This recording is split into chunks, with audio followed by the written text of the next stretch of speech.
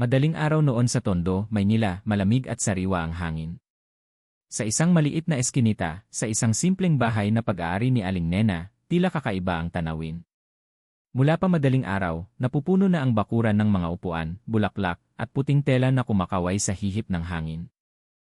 Mula sa kusina, ang amoy ng adobo at pansit ay humalo sa bango ng sampagita na nakasabit sa pintuan. Araw iyon ng kasal ni Maria, ang kaisa-isang anak na babae ni Aling Nena, ang ilaw ng kanyang buhay. Nagniningning ang mukha ni Aling Nena kahit halatang pagod. Mula pa noong nakaraang linggo, halos hindi siya natulog para maihanda ang lahat gamit ang sarili niyang mga kamay. Nanuhi siya ng mga mantel, nag-ayos ng bulaklak, at gumawa pa nga ng paboritong kakanin ng kanyang anak. Para sa babaeng may edad na, ang simpleng pagdiriwang na ito ay isang pangarap. Ito ang bunga ng ilang dekada ng pagbebenta ng gulay sa palengke at pananahi para sa mga kapitbahay. Ngayon, lahat ng kanyang pinaghirapan ay nasuklian dahil sa umagang ito, ikakasal si Maria kay David. Isang magalang at edukadong binata na nakilala niya sa pinagtatrabahuan ni Maria. Ang malambing na tugtog ng harana ay umaalingaw mula sa speaker. Nagtatakbuhan ang maliliit na bata habang may hawak na lobo. Sa sala, ang mga kamag-anak at kapitbahay ay nagpapalitan ng pagbati sa mga nagmamay-ari ng bahay, habang may dalang sobre at niting puno ng kaligayahan. Paulit-ulit na pinigilan ni Aling Nena ang kanyang luha. Sa kanyang puso, siya ay bumulong, sa wakas, ang yumaong asawa ko sa kabilang buhay ay tiyak na nakangitiring nakikita ang ating anak na masaya. Sa silid ng ikakasal na nasa ikalawang palapag, nakaupo si Maria sa harap ng malaking salamin. Ang simple niyang puting traje de boda ay kumikinang sa sinag ng araw na tumatagos sa kortina. Sa likod niya, si Liza, ang kanyang matalik na kaibigan simula pa high school, ay tumutulong sa pag-aayos ng belo. Nagniningning ang mukha ni Maria, ngunit may kaunting kaba sa kanyang mga mata. Huminga siya ng malalim. Sa araw na ito, iiwanan niya ang pagiging dalaga, iiwanan ang maliit na bahay kung saan siya lumaki kasama ang kanyang ina. Ngumiti si Liza habang pabulong na sinasabi na si Maria ay napakaganda tulad ng isang diwata.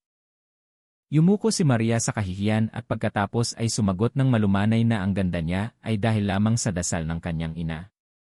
Saglit na bumalot ang katahimikan sa silid na iyon. Ang hangin mula sa bintana ay nagpagalaw ng bahagya sa kortina. Mula sa ibaba, naririnig ang tinig ng mga kababaihan na tumatawag, tanda na dumarating na ang mga bisita.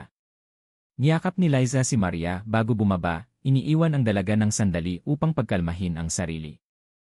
Umakyat si Aling Nena sa ikalawang palapagdala ang isang baso ng maligamam na tubig na may pulot. Kumatok siya ng mahina at mumiti nang makita ang kanyang anak na handa na. Sa paningin ng ina, si Maria ay tila isang anghel. Natahimik siya ng ilang segundo na parang gustong ipreserba ang sandaling iyon sa kanyang puso magpakailanman. Lumapit siya, inayos ng kaunti ang tupi ng tela sa balikat ng kanyang anak, at pagkatapos ay bumulong kay Maria na manatiling matatag at matyaga sa pagtatayo ng pamilya. Hinalikan ni Maria ang kamay ng kanyang ina, at tumulo ang luha sa kanyang pisngi. Hindi rin napigilan ni Aling Nena ang umiyak. Niyakap nila ang isa't isa ng mahabang panahon sa katahimikan. Alas negatibo 1-0 na ng umaga nang magbago ang tunog ng musika at naging mas masaya. Dumating si David, ang ikakasal na lalaki, kasama ang kanyang pamilya. Ang mga residente sa paligid ay nakatayo sa harap ng bahay, sinalubong ang prosesyon na may palakpakan at masayang sigawan. Ang panahon na dati ay maulap ay biglang luminaw. Sa ilalim ng puting tolda, nagsimulang umupo ang mga bisita at tinatamasa ang mga handang pansit, kakanin at ice buko. Sa sulok ng tolda, isang batang litratista ang abala sa pag-aayos ng posisyon ng mga bisita para magpakuha ng litrato kasama ang ikakasal. Sina David at Maria ay tila bagay na bagay habang nakatayo sa entablado. Nakasuot si David ng barong Tagalog habang malumanay na ngumiti si Maria sa tabi niya. Binati nila ang bawat bisita ng may paggalang. Nakatayo si Aling Nena malapit sa pintuan, paminsan-minsan ay pinupunasan ang pawis sa noo habang patuloy na yumuyuko para bumati. Hindi nawala ang ngiti sa kanyang mukha. Sa kanyang puso, nagpapasalamat siya dahil ang lahat ay naging maayos. Sinabi ng lahat ng naroroon kung gaano kaswerte si Maria na magkaroon ng ina na tulad ni Aling Nena at asawa na sinsero na tulad ni David. Ngunit sa gitna ng kaguluhan, walang nakapansin na mula sa malayo sa kabilang kalsada, may isang tao na nagmamasid sa bahay na yon. Isang binata na nakasuot ng itim na jacket ang nakatayo sa likod ng punong mangga. Ang kanyang mukha ay nakatakip ng asul na tela. Matatalim ang kanyang mga mata na nakatingin sa bahay. May hinawakan siya sa bulsa ng kanyang pantalon, at pagkatapos ay dahan-dahang lumakad palayo. Walang nakakilala sa kanya at walang nagmalasakit. Lahat ay abala sa kaligayahan ng araw na yon. Papunta sa tanghali, lalong lumakas ang ingay ng kasiyahan. Ang tawanan ng mga bisita ay humalo sa musikang pop mula sa speaker. Nagasasayaw ang mga bata sa harap ng maliit na entablado. Nagtutulungan ang mga binata sa paghahanda ng inumin. Sa gitna ng kaguluhan, napatingin si Maria sa hagdanan patungo sa ikalawang palapag. Pakiramdam niya ay may naririnig siyang yabag sa itaas, ngunit agad niya itong ipinagwalang bahala, iniisip na hangin lamang iyon o bisita na naligaw. Maya-maya, bumalik si Aling Nena sa kusina upang siguraduhin na handa na ang karagdagang pagkain. Hindi niya alam na ilang minuto lamang ang lumipas, ang buong maliit niyang mundo ay guguho. Ang langit ng tondo ay nanatiling maliwanag, ang mga ibon ay umaawit pa rin sa bubong ng kapitbahay at ang tunog ng musika ay malambing pa rin. Tila walang magbabago. Ngunit iba ang isinulat ng tadhana. Isang kwento na magpapabago sa masayang araw na iyon at magiging pinakamadilim na alaala para sa lahat ng naroroon. Mula pa madaling araw, ang tunog ng mga kaldero at kawali ay naririnig na sa maliit na kusina ng bahay ni Aling Nena. Ang manipis na usok mula sa kalan ng kahoy ay umusok at kumalat sa bakuran, humalo sa mabangong amoy ng tanglad at dahon ng pandan. Ang babae ay nakasuot ng luma at kupas na barot saya na kulay light brown. Ang kanyang buhok ay nakabun. Ang kanyang mukha ay pagod, ngunit ang kanyang mga mata ay nagniningning sa tuwing maririnig niya ang tunog ng mga bisita na dumarating sa harap ng bahay. Ngayon, ang lahat ng kanyang pinaghirapan sa loob ng maraming taon ay masusuklian. Si Maria, ang kanyang kaisa-isang anak, ay magiging opisyal na may asawa. Tinitigan ni Aling Nena ang lumang litrato sa dingding ng kainan. Naroon siya kasama ang kanyang yumaong asawa, si Mang Tonyo, at ang maliit na Maria na noon ay nagsisimula pa lamang maglakad.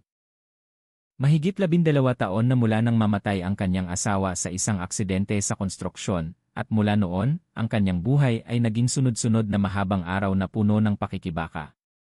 Nagbebenta siya ng gulay, naglalaban ng damit para sa mga kapitbahay. Ano man ang gawin niya, basta't makapag-aral si Maria. Kadalasan ay nagtitiis siya sa gutom para lamang makabili ng libro para sa kanyang anak.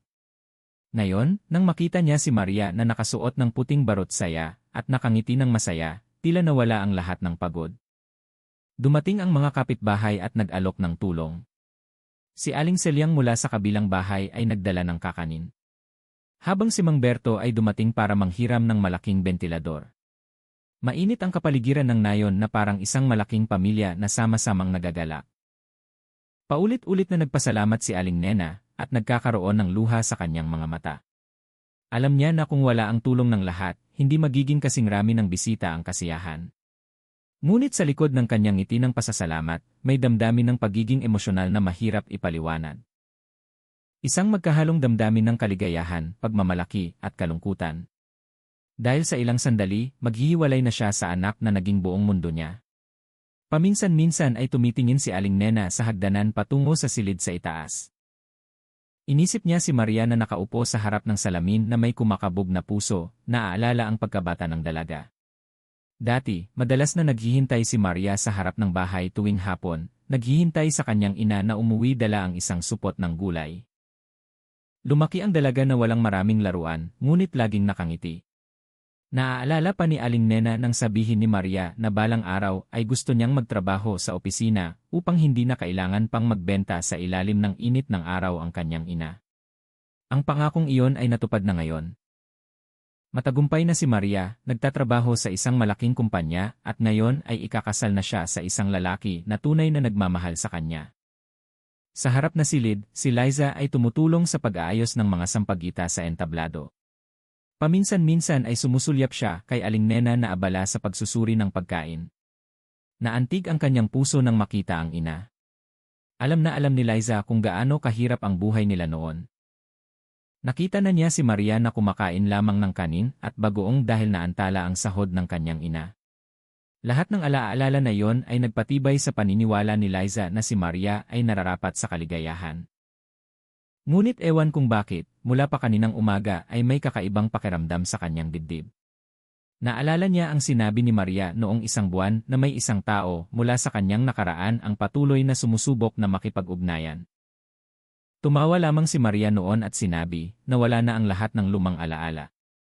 Sinubukan ni Liza na iwaksi ang pagkabalisa, pinaniwalaan ang sarili na kaligayahan lamang ang naroroon sa araw na iyon. Samantala, sa kusina, sandaling huminto si Aling Nena upang huminga.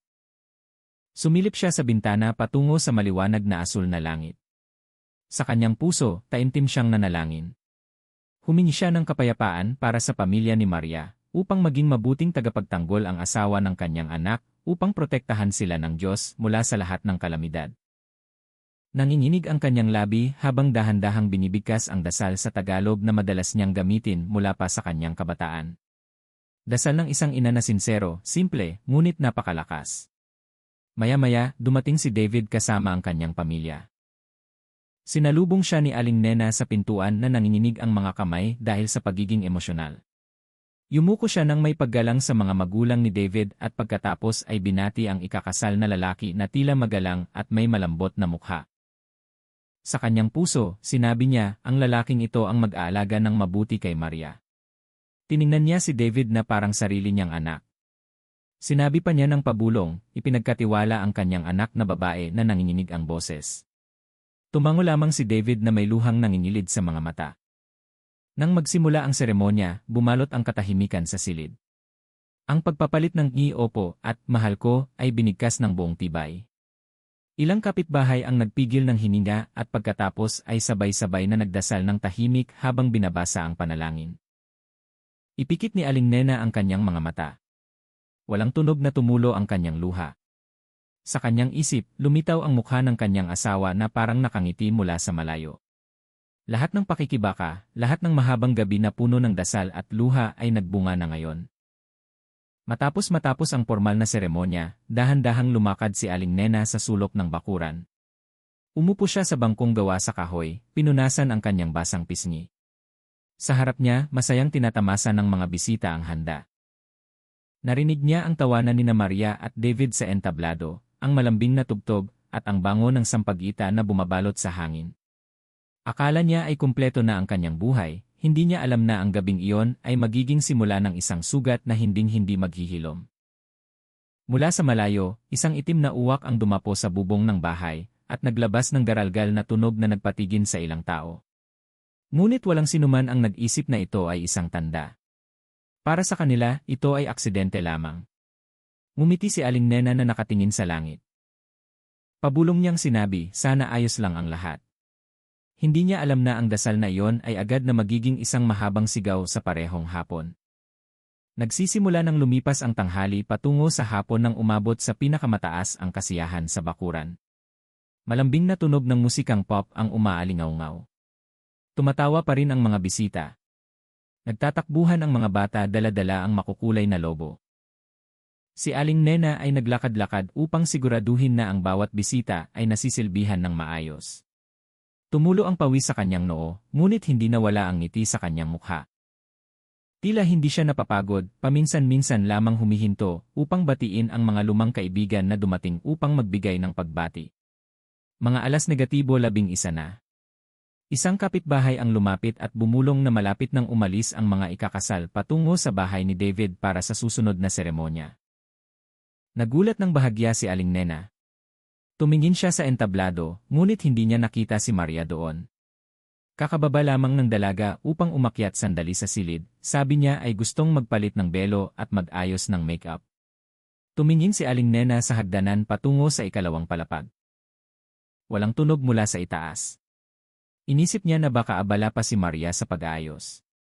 Ilang minuto ang lumipas, dumating ang mga catering staff at nagtanong tungkol sa karagdagang pagkain. Dali-dali siyang sumagot at pagkatapos ay muling tumingin sa hagdanan. Nagsimula ng hindi mapakali ang kanyang puso. Karaniwan ay mabilis si Maria at ayaw niyang paghintayin ang mga bisita. Inilagay niya ang tray ng baso sa mesa at pagkatapos ay nagpa siya na umakyat ng mag-isa. Ang hagdang gawa sa kahoy ay makitid at kumakaway sa tuwing inaapakan. Sa ibaba, ang tunog ng musika at tawanan ay naririnig pa rin. Ngunit habang tumataas ang kanyang hakbang, lalong tumahimik ang kapaligiran. Ang pasilyo patungo sa silid ay tila kakaiba, tahimik, at malamig na parang hiwalay sa mundo sa ibaba. Ang pintuan ng silid ng ikakasal ay tila kalahating sarado. Mula sa siwang nito, nakita ang isang mahinang sinag ng ilaw. Dahan-dahang tinawag ni Aling Nena, tinawag ang pangalan ng kanyang anak nang may lambing tulad noong maliit pa si Maria, walang sagot. Sinubukan niya ulit. Sa pagkakataong ito, medyo nanginginig ang kanyang boses. Itinulak niya ang mabigat na pintuan. Dahan-dahang kumalat ang ingsel. Ang amoy ng sampagita mula sa dekorasyon sa dingding ay humalo sa isang kakaibang amoy, metal, at malansa. Ang kanyang paningin ay nakatuon sa kama na natatakpan ng puting tela na pinalamutyan ng pulang laso. Sa ibabaw nito, nakahiga ng walang kibo ang katawan ni Maria na suot pa rin ang traje de boda. Sa loob ng isang sandali, hindi makahinga si Aling Nena. Nakatayo siya ng matigas sa pintuan, hindi makapaniwala sa kanyang nakita. Ang puting traje de boda ay nabahiran na ngayon ng madilim na pulang kulay na bumubuo ng random na pattern sa buong tela. Ang kamay ni Maria ay nakalawit sa gilid ng kama. Ang kanyang buhok ay nakakalat, tinatakpan ang bahagi ng kanyang maputlang mukha. Ang mga mata na dati ay laging maliwanag ay nakabukas na ngayon, nakatingin ng walang laman sa kisam. Ang tunog mula sa ibaba ay tila nawala. Ang mundo ay tila huminto. Isang hakbang ang ginawa ni Aling Nena. Nanginginig ang kanyang tuhod. Tinakpan niya ang kanyang bibig, pinipigilan ang sigaw na halos lumabas. Nanginig ang kanyang hininga. Sa mga mahahabang segundo na iyon, umaasa siya na ito ay masamang panaginip lamang, na magigising ang kanyang anak at mingiti tulad ng dati. Ngunit ang dugo sa bedsheet ay basa pa, tumutulo sa sahig na gawa sa kahoy, totoo at malupit. Sa wakas, sumabog ang sigaw na iyon, mahaba at matinis, tumatagos sa bawat sulok ng bahay. Biglang huminto ang tunog ng musika. Napatingin ng may pagkalito ang mga bisita. Si David na nakaupo kasama ang kanyang mga kaibigan ay tumayo ng biglaan. Nahulog ang baso sa kanyang kamay at nabasag. Tumakbo siya pataas ng hagdan ng may pag-aalala. Sinundan ng ilang lalaki sa itaas. Nakita nila si Aling Nena na nakahandusay na sa sahig. Malambot ang kanyang katawan, nakalahad ang kanyang mga kamay patungo sa kama. Tumingin si David sa parehong direksyon at pagkatapos ay natigilan. Gumuho ang mundo sa paligid niya. Tumakbo siya sa gilid ng kama, inalog ang katawan ng kanyang asawa na wala ng buhay. Ang kanyang iyak ay naging isang umbol, garalgal at desperado. Yumuko ang lahat ng nasa silid na iyon. Ang ilan sa mga kababaihan ay tinakpan ang kanilang mukha ng mga kamay, hindi makatingin. Sa kaguluhan na iyon, may isang tumakbo pababa upang humingi ng tulong. Ang mga bisita ay nakatayo ng matigas, hindi makapaniwala sa kanilang narinig. Ang puting tolda sa bakuran ay tila malungkot na ngayon.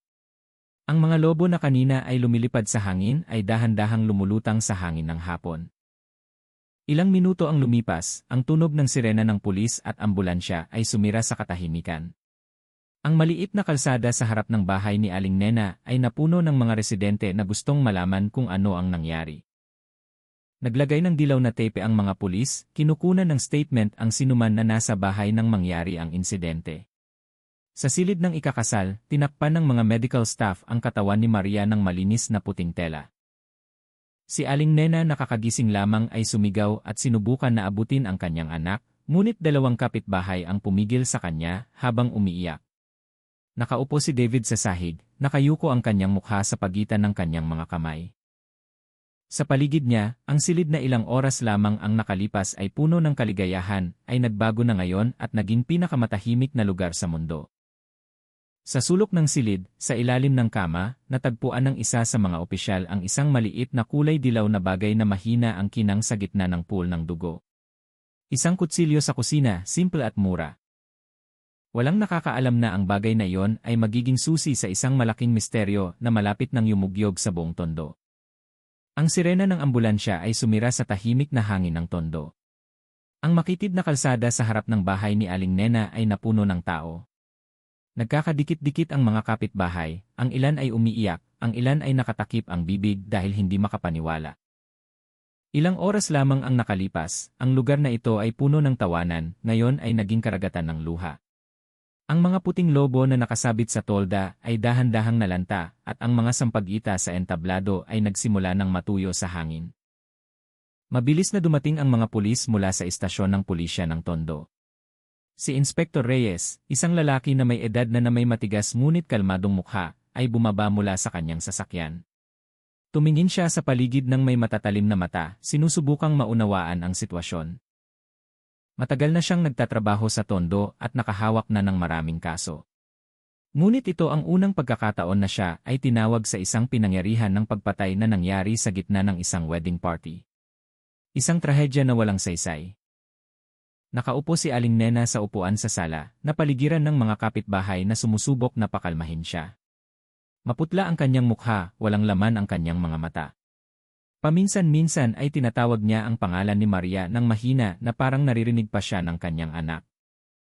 Sa tabi niya, umiiyak si Liza habang hawak ang kamay ng ina, paulit-ulit na sinasabi na si Maria ay tiyak na nasa piling na ng Diyos. Sa silid sa ikalawang palapag, naglagay ng dilaw na tape ang mga pulis na pumapalibot sa kama. Tahimik na nagtatrabaho ang mga forensic personnel, kumukuha ng mga litrato sa bawat sulok ng silid. Ang puting bedsheet ay nakaimbak na ngayon sa isang malaking plastic bag, kasama ang traje de boda na puno ng dugo. Dahan-dahang lumakad si Inspector Reyes na nagmamasid. Maingat ang kanyang hakbang upang hindi matapakan ang anumang mahalaga. Sa sahig malapit sa kama, nakita niya ang maliliit na bloodstain na patungo sa banyo. Binuksan niya ang pinto ng banyo. Nakasindi pa rin ang ilaw nito. Sa wash basin ay may natirang tubig na kulay rosas at mga bakas ng sabon na nakakapit sa gilid. Lumapit si Inspector Reyes, tumingin na nakakunot ang noo. Alam niya na may sumubok na linisin ang dugo dito. Hindi lamang pinatay ng suspect, ngunit naghugas pa ng kamay bago umalis. Ito ay tanda na kalmado ang taong iyon, hindi isang biglaang mamamatay tao. Samantala, sa ibaba, dahan-dahang umaalis ang mga bisita sa lugar. Wala ng musika, wala ng tawanan, tanging tunog lamang ng mabibigat na yabag at bulungan ng takot. Nakaupo pa rin si David sa upuan malapit sa hagdan.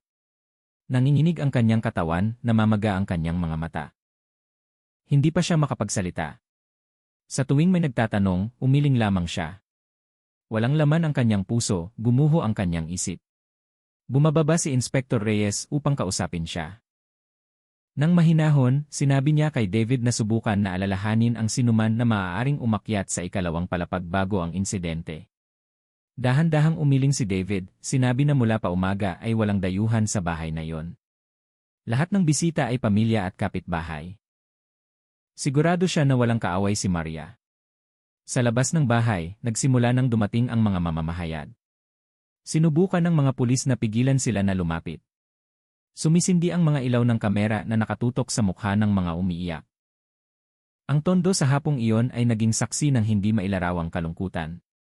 Inutusan ni Inspector Reyes ang kanyang mga tauhan na suriin ang lahat ng bisita na dumalo. Humingi rin siya ng listahan ng mga empleyado ng catering, litratista, at banda na inimbitahan. Sa kanyang puso, alam niya na ang suspect ay hindi isang estranghero na nagkataong dumaan. Tanging isang tao lamang na nakakakilala sa bahay na ito at tiyak na alam ang lokasyon ng silid ng ikakasal. Papunta na sa gabi, nagsimula ng sindihan ang mga ilaw sa paligid ng bahay. Dahan-dahang bumuhos ang ambon na nagdagdag sa kalungkutan ng kapaligiran. Dinala ng mga pulis ang bangkay ni Maria sa Philippine National Police General Hospital para sa autopsy. Sumigaw si Aling Nena nang gumalaw ang ambulansya, tinawag ang pangalan ng kanyang anak na parang tinatawag ang kaluluwa na hindi pa umaalis. Niyakap siya ng mahigpit ni Liza, sinubukan na pigilan ang katawan ng ina na bumagsak. Nakatayo si David sa harap ng bahay, nakatingin sa kumikislap na ilaw ng ambulansya na papalayo sa kanto. Nakakuyom ang kanyang mga kamay, garalgal ang kanyang boses nang pabulong niyang sinabi na hahanapin niya ang sinuman na gumawa nito. Narinig ni Inspector Reyes ang mga salitang iyon, tiningnan ang binata ng may awa, at pagkatapos ay mahinahon na sinabi na matutuklasan ng batas ang katotohanan. Sa silid na tahimik na ngayon, nakatagpo ang mga forensic personnel ng isang bagay na nagpatindi sa tensyon. Sa ilalim ng dressing table, may isang maliit na beige handbag. Sa loob nito ay may isang wallet, cellphone, at ilang sobre ng regalo sa kasal. Lahat ay buo pa, walang tanda ng pagnanakaw. Huminga ng malalim si Inspector Reyes. Tiningnan niya ulit ang kama na magulo pa rin. Doon, nakita niya ang anino ng isang decorating candle na patay na, naiwan ang amoy ng nasunog na kandila. Ipikit niya ang kanyang mga mata ng sandali, inilarawan sa isip ang huling mga segundo ng dalaga. May isang pumasok ng tahimik, marahil ay tinawag ang kanyang pangalan, at pagkatapos ay tinapos ang kanyang buhay sa katahimikan. Alam niya na hindi ito pagpatay para sa pera. Ito ay paghihiganti na nag-ugat mula sa madilim na puso. Habang papalalim ang gabi, ang police tape ay nakabantay pa rin sa paligid ng bahay. Ang tolda ng kasal ay pinabayaan na nakatayo, basa sa ulan, na tila isang tahimik na saksi ng kaligayahan na naging kalungkutan. Umiiyak pa rin si Aling Nena sa kandungan ni Liza. Sa labas ng bakod, nagtitipon pa rin ang mga residente, nagbubulungan na may maputlang mukha. Sa kanila, kakaunti lamang ang nangahas na titingnan ng matagal ang bahay na yon. Alam ng lahat na sa araw na iyon, nawala ng isang bahagi ng kaligayahan ang tondo, napalitan ng madilim na anino na kanilang aalalahanin habang buhay. Kinabukasan, ang tondo ay nababalot pa rin ng manipis na ulap. Ang malamig na hangin ay tumatagos sa mga siwang ng dahon sa bakuran ng bahay ni Aling Nena na tahimik na ngayon. Wala nang tunog ng musika, wala nang amoy ng pagkain, tanging mga bakas na lamang ng kandila at tuyong sampagita na nakakalat sa sahig. Ang police tape ay nakabantay pa rin sa paligid ng bahay na nagpapayuko sa sinuman na dumadaan ng may pakiramdam ng takot. Dumating si Inspector Reyes ulit sa umagang iyon kasama ang kanyang team. Tiningnan niya ang bahay na may mabigat na tingin. Halos hindi siya natulog kagabi. Sa tuwing ipikit niya ang kanyang mga mata, naalala niya ang mukha ni Maria na nakasuot ng puting traje de boda. Alam niya na hindi pabor sa kanila ang oras. Habang tumatagal ang kalayaan ng suspect, lalong lumalaki ang pagkakataon na mawala siya ng walang bakas. Sa sala, tahimik na nakaupo si David. Pula ang kanyang mga mata, matigas ang kanyang mukha. Sa tabi niya ay si Liza at ilang malapit na kamag-anak na dumating mula sa labas ng bayan. Si Aling Nena ay nasa likod pa rin ng silid, binabantayan ng dalawang kapitbahay. Buong gabi umiiyak ang ina nang walang tigil hanggang sa manghina ang kanyang katawan. Hindi pa siya makapagsalita sa sinuman. Binuksan ni Inspector Reyes ang kanyang notebook. Nagsimula siya sa pinakapangunahing tanong. Sino-sino ang nasa bahay nang mangyari ang insidente? Isa-isang isinulat ng mga opisyal ang pangalan ng mga bisita at manggagawa. Umaabot sa daan-daan ang bilang. Ngunit walang ulat tungkol sa kahina-hinalang estranghero. Lahat ng dumating ay pamilya, kaibigan at kapitbahay. Sa itaas, muling nagsagawa ng karagdagang pagsusuri ang forensic team. Kumuha sila ng mga fingerprint mula sa doorknob, dressing table, at hawakan ng hagdan.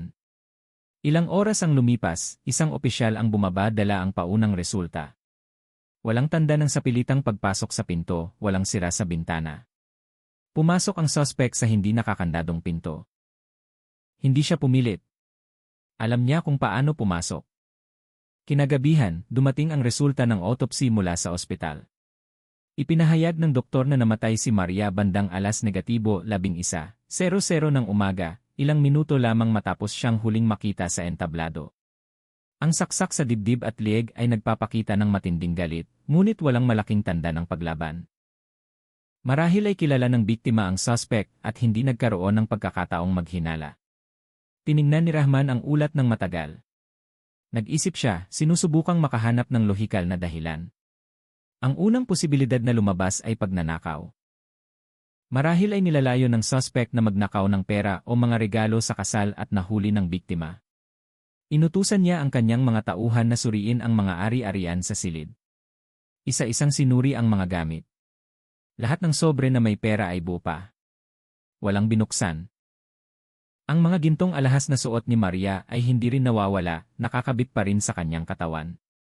Nang matagpuan, ang handbag sa dressing table ay naglalaman din ng wallet, cellphone, at susi ng motorsiklo. Walang nawawalang bagay. Ipikit ni Rahman ang kanyang mga mata ng sandali. Ang hinala ng pagnanakaw ay biglang gumuho. Nakatayo siya sa gitna ng silid na bakante na ngayon at tumingin sa paligid. Lahat ay tila tahimik.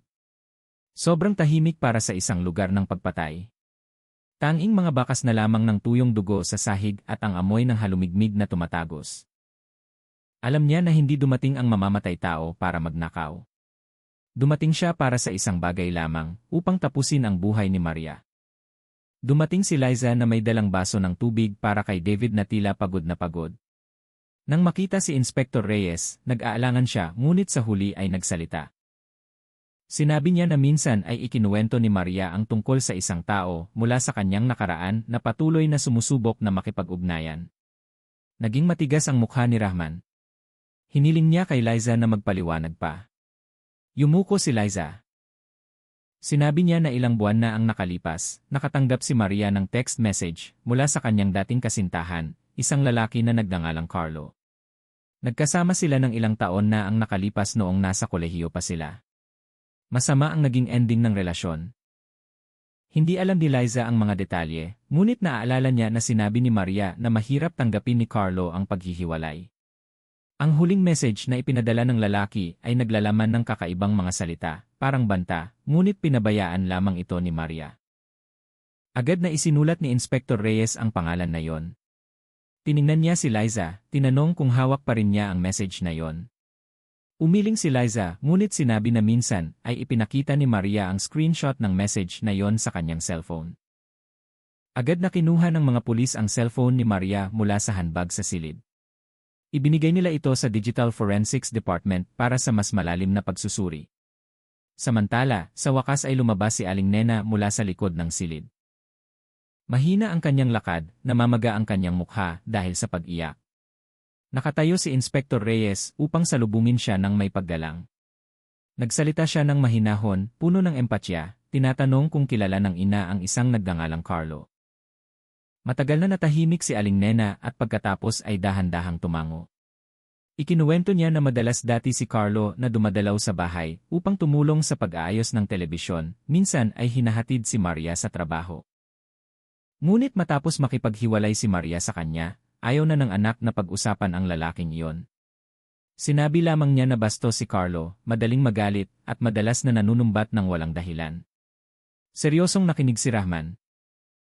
Pakiramdam niya ay nagiging malinaw ang direksyon ng investigasyon, ngunit ayaw niyang magmadali. Naghihintay pa rin siya ng resulta ng digital analysis at fingerprint.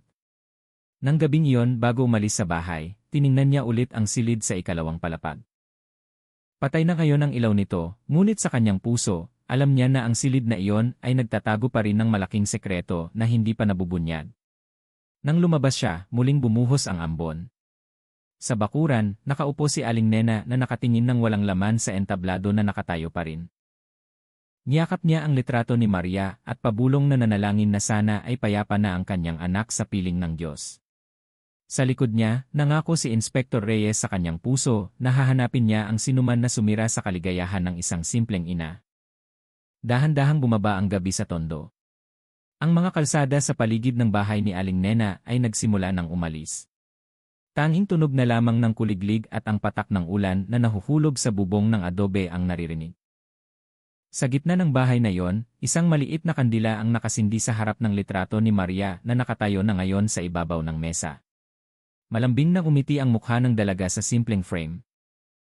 Ngunit ang sinuman na tumitingin sa kanya ay maaari lamang yumuko dahil ang ngiting iyon ay hindi na nila makikita. Naroroon pa rin si Inspector Reyes sa lokasyon. Tumanggi siyang umuwi bago makahanap ng malinaw na direksyon ang investigasyon na ito. Sa kanyang kamay ay hawak ang isang folder na naglalaman ng paunang resulta ng pagsusuri. Ang mga fingerprint mula sa doorknob at dressing table ay nasuri na, ngunit lahat ng ito ay pag-aari ng biktima at ng mga miyembro ng pamilya na nakatira sa bahay na iyon. Walang estranghero na fingerprint. Tila nagsusuot ng guwantes ang suspect o sadyang pinunasan ang kanyang bakas. Alam ng taong ito ang kanyang ginagawa, alam kung paano itago ang kasalanan. Isang batang pulis ang dumating ng mabilis. Ibinigay niya ang isang cellphone na nalinis na mula sa tuyong dugo. Binuksan ni Inspector Reyes ang resulta ng digital forensic mula sa cellphone na iyon. May ilang lumang message mula sa isang nagngangalang Carlo. Ang huling message ay ipinadala 3 buwan bago ang araw ng kasal. Ang laman nito ay nagpatigin kay Rahman ng matagal sa screen. Maikli ngunit matalas ang mga salita tulad ng kutsilyo. Sinulat ni Carlo na kung hindi niya kayang magkaroon si Maria, kung gayon walang sinuman sa mundo na maaaring magkaroon sa kanya. Sinabi rin niya na sa araw ng kasal ay darating siya dala ang isang regalo. Bumuntong hininga si Rahman ng mabigat. Matagal na siyang nagtatrabaho ng mga dekada at nakabasa na ng maraming sulat ng banta. Ngunit sa tuwing makakatagpo siya ng salita na nagmula sa galit na tulad nito, nanginginig pa rin ang kanyang puso. Tiningnan niya ang cellphone na yon at pagkatapos ay tiningnan ang litrato ni Maria sa mesa. At alam niya na ang message na yon ay hindi isang walang saysay na banta. Kinabukasan ng umaga, tinawag niya ang ilang karagdagang saksi. Ang mga manggagawa sa catering, mga musikero, litratista, at mga kapitbahay na dumalo sa party ay isa-isang tinanong. Ilan sa kanila ang nagsabi ng parehong bagay. Sa panahon ng party, nakita nila ang isang binata na nakatayo ng medyo malayo sa bakod. Nakasuot siya ng itim na jacket at asul na mask, hindi nagsasalita sa sinuman. Akala ng ilan na bahagi siya ng documentation team. Ngunit nang subukan nilang batiin, yumuko lamang ang lalaki at lumayo.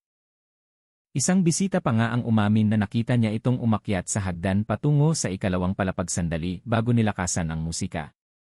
Isinulat ni Inspector Reyes ang bawat salita ng maingat. Alam niya na ang maliliit na testimonya na tulad nito ay madalas na nagiging susi sa mga malalaking kaso. Inutusan niya ang kanyang mga tauhan na hanapin ang video recording mula sa litratista ng party. Sa kanyang puso, ang mga piraso ng kwento ay nagsimulang magkabit-kabit, bumubuo ng isang madilim na anino sa kanyang isipan. Ngunit, bilang isang investigator, ayaw niyang magmadali. Ang katotohanan ay dapat na dumating na may ebidensya, hindi sa hunch. Samantala, sa kabilang bahagi ng bahay, nakaupo si Aling Nena sa likod na terasa, kasama si Liza. Bumuhos ang ambon na nagbasa sa maliit na bakuran kung saan ang mga rosas na dating itinanim ni Maria ay lanta na at nakayuko. Tiningnan ng ina ang mga bulaklak na naglalagas ng talulot isa-isa na parang nakikiramay din. Hawak ni Liza ang kamay ni Aling Nena at sinubukan na pakalmahin, sinasabi na tiyak na hahanapin ng pulis ang sinuman na sumira sa kanilang buhay. Tumango lamang ang ina ng mahina. Halos hindi marinig ang kanyang boses nang sabihin niya na walang krimen na maaaring magtago magpakailanman mula sa mata ng Diyos. Matagal na natahimik si Liza. Pagkatapos ay naalala niya ang isang bagay. Ilang araw bago ang kasal, madalas na nakikita si Maria na balisa tuwing nakakatanggap ng message sa kanyang cellphone. Minsan ay lumalabas siya sa gabi sa veranda para lamang umupo ng mag-isa na nakatingin sa langit. Nang tanungin ni Liza kung ano ang nangyari, ngumiti lamang si Maria at sumagot na siya ay nagdadasal upang maging maayos ang lahat. Pinagsisihan ni Liza na hindi niya pinilit si Maria na magkwento pa. Kinagabihan sa istasyon ng pulisya, sa wakas ay natanggap ni Inspector Reyes ang video recording mula sa litratista ng event. Sa isang bahagi ng larawan na kinuha mula sa gilid ng entablado, malinaw na nakikita ang isang lalaki na nakasuot ng itim na jacket na nakatayo malapit sa hagdan. Nakatakip ng mask ang kanyang mukha. Ilang segundo lamang ang nakunan ng kamera, ngunit sapat na upang ipakita na ang tingin ng lalaki ay patuloy na nakatuon sa ikalawang palapag kung nasaan ang silid ng ikakasal.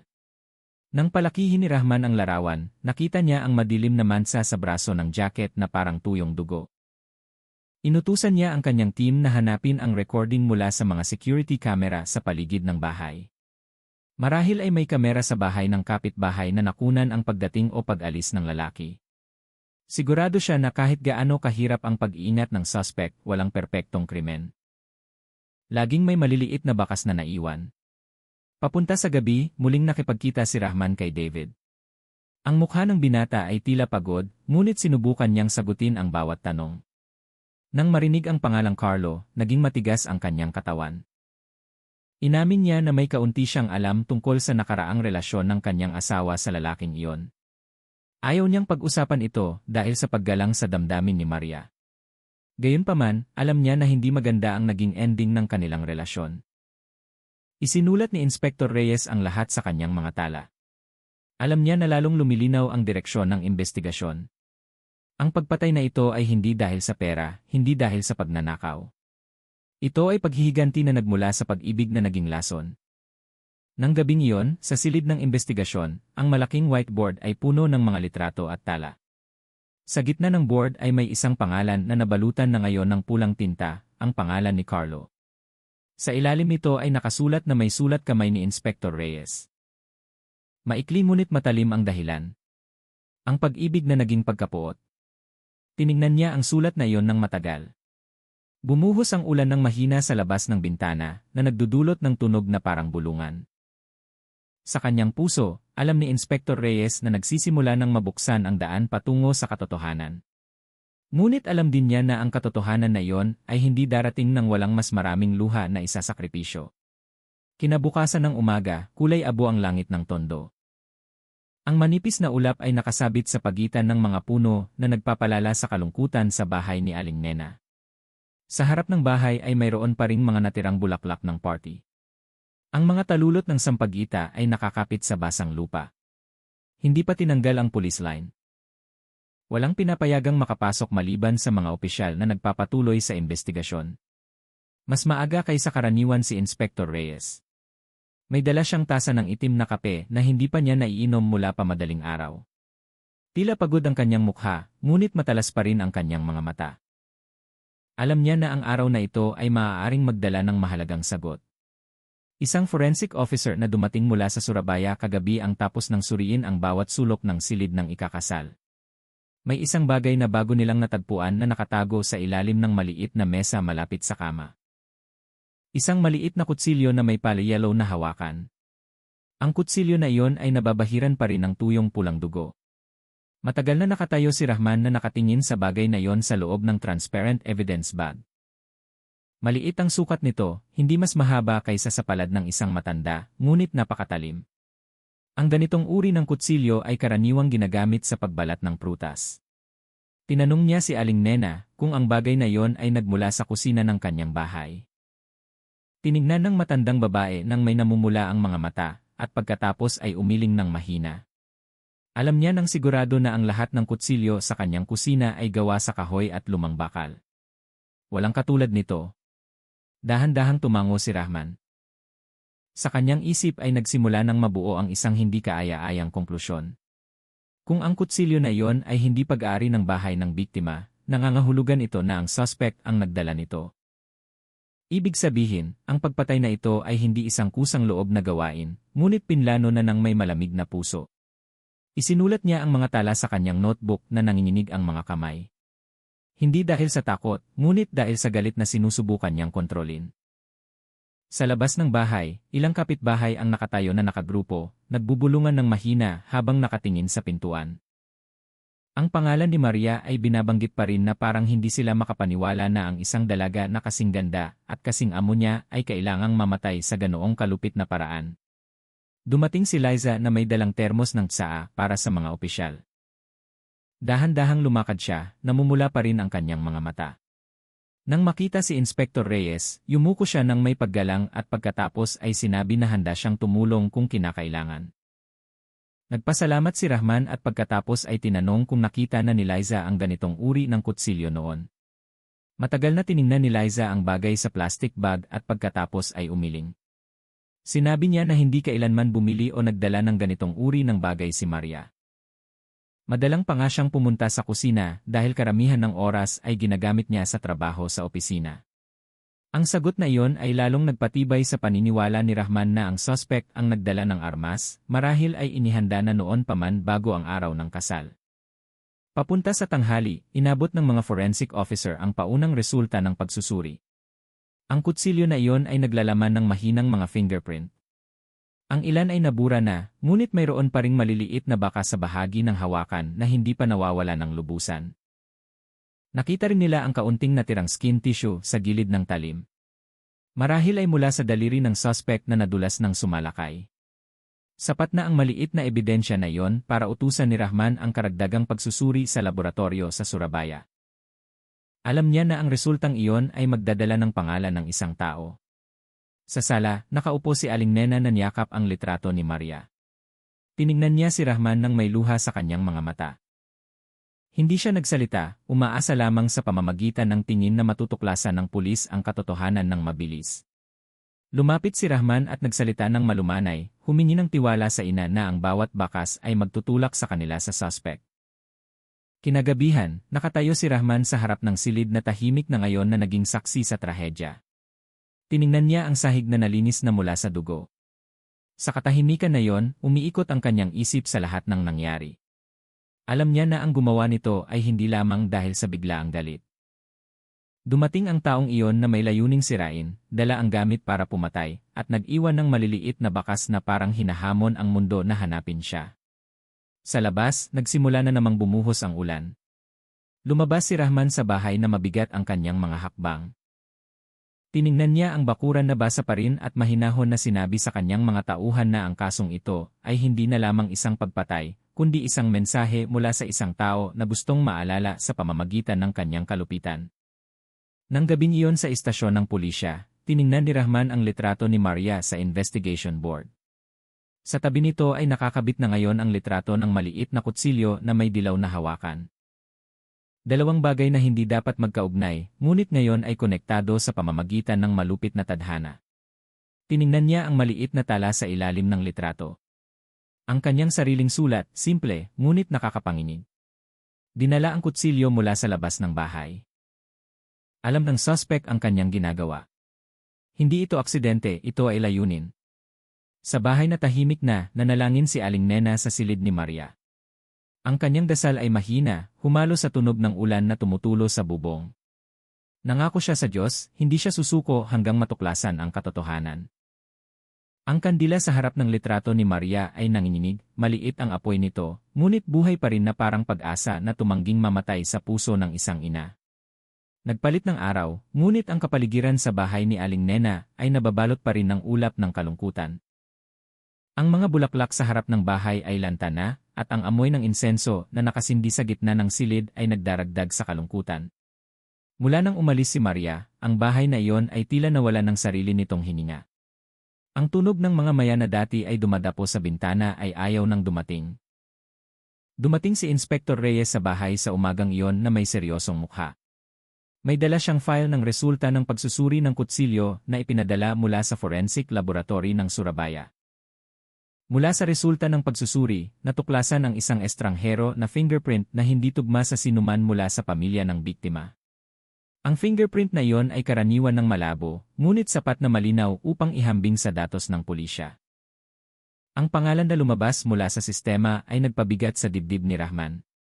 Ang fingerprint na iyon ay tugma sa lumang datos ng isang nagngangalang Carlo de los Santos, isang dating mag-aaral mula sa Tondo na minsan ay inireport sa kaso ng maliit na karahasan ilang taon na ang nakalipas.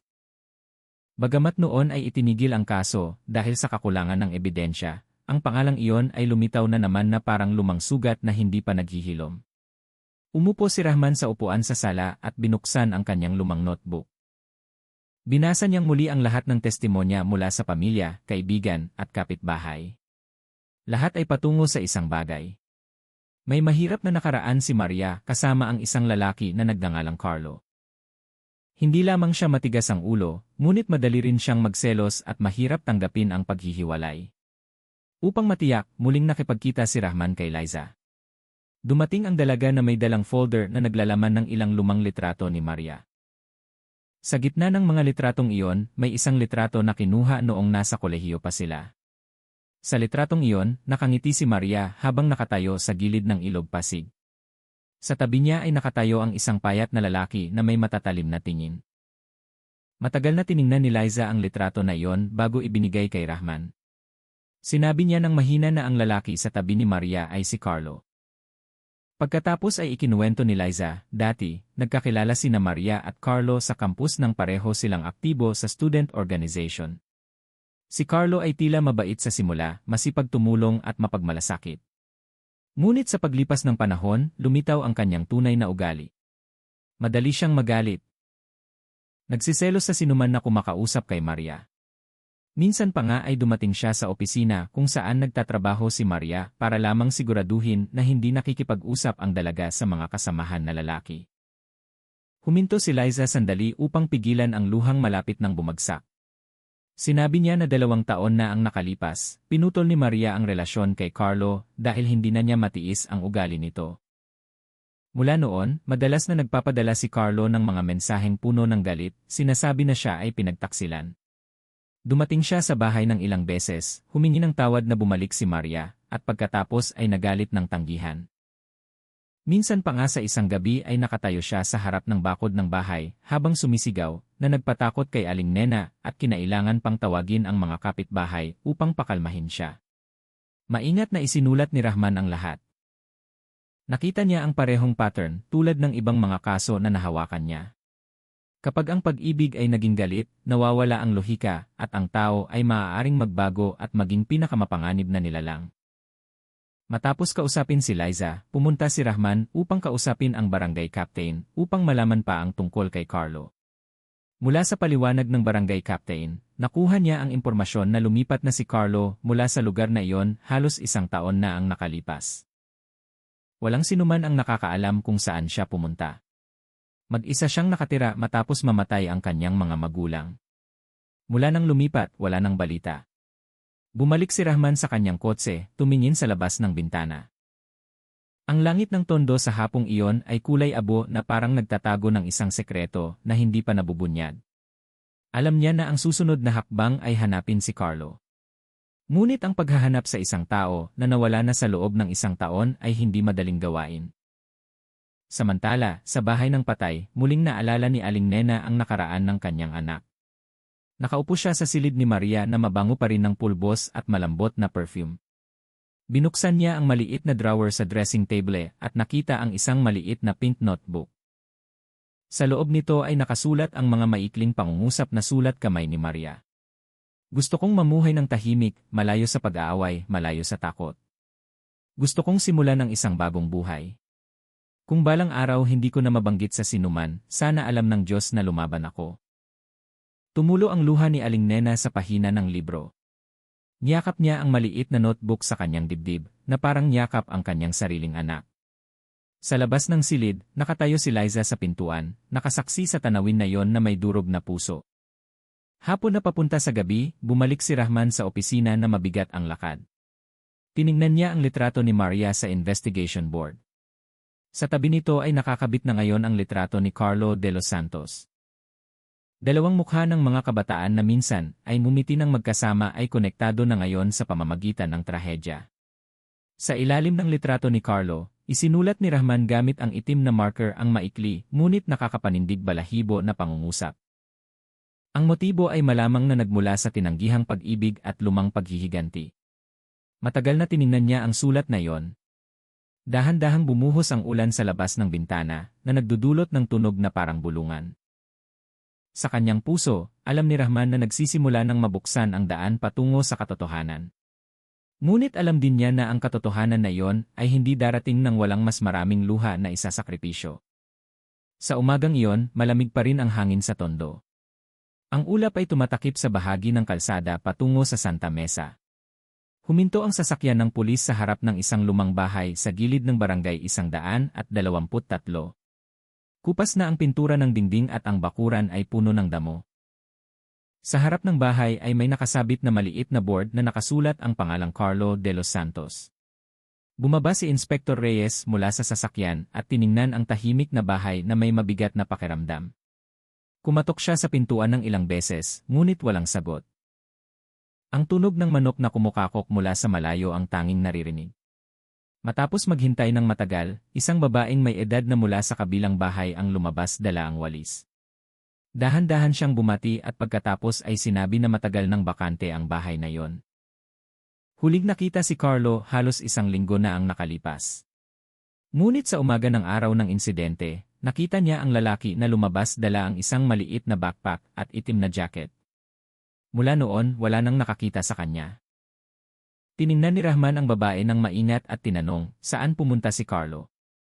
Sumagot ang babae na hindi niya alam ng sigurado, ngunit umorder si Carlo ng online ride-hailing bandang 9:00 ng umaga. Mula sa maikling pag-uusap sa driver na minsan ay dumating, narinig niya na hiniling ni Carlo na ihatid siya sa Araneta City Busport.